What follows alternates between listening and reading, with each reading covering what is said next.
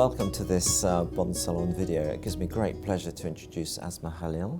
Asma, do you want to just tell us a little bit about your practice?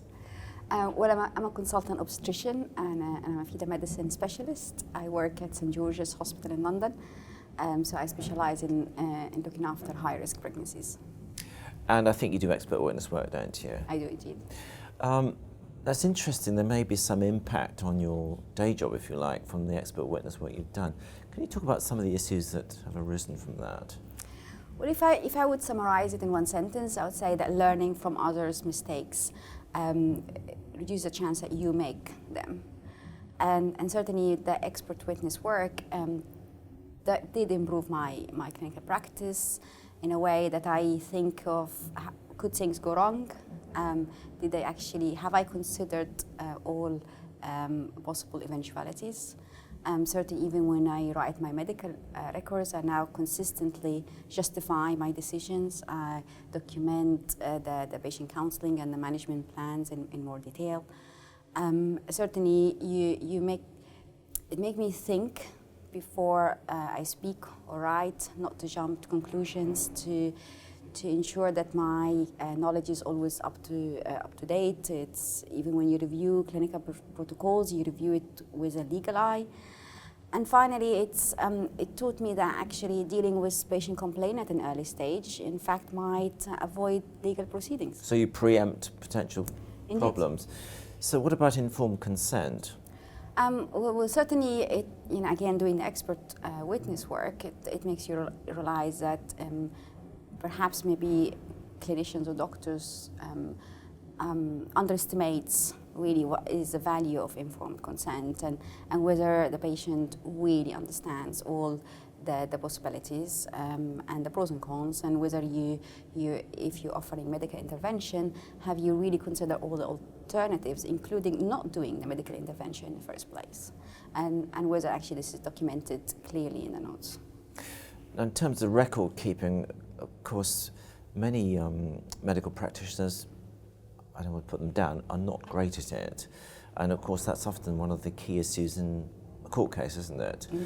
So I think you said earlier that you have actually improved your record keeping, is that correct? Indeed, because when you review the notes, when you're writing your report, sometimes it can be frustrating because there is very little documented in the records. And therefore, if it's not documented, you would assume that did not happen.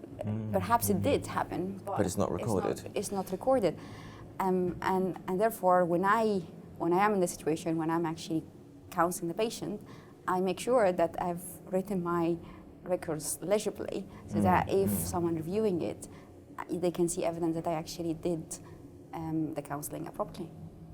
Now, of course, part of the role of an expert witness is to explain technical issues to the court.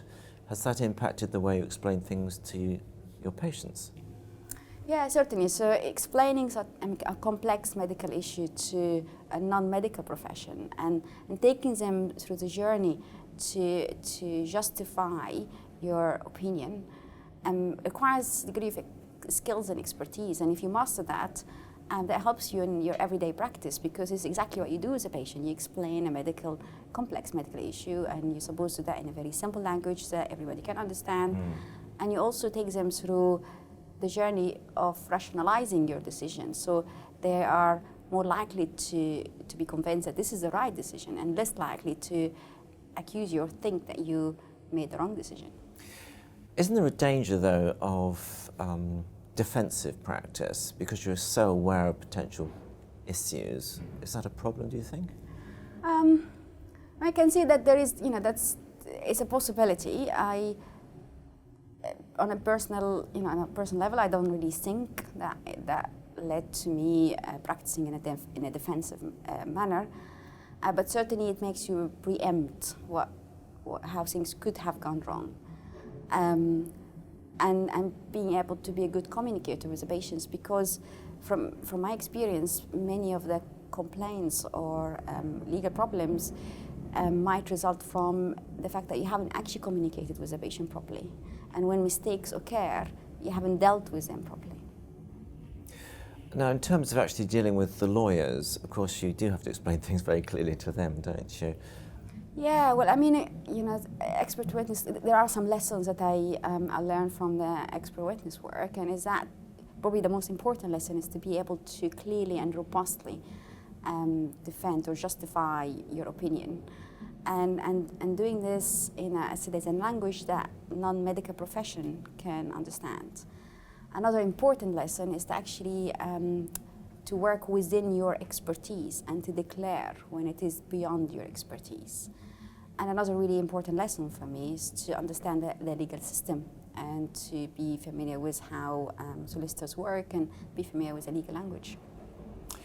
Good. Well, thank you so much for your time. It's been a great pleasure. And thank you so much for watching. Thank you. Thank you.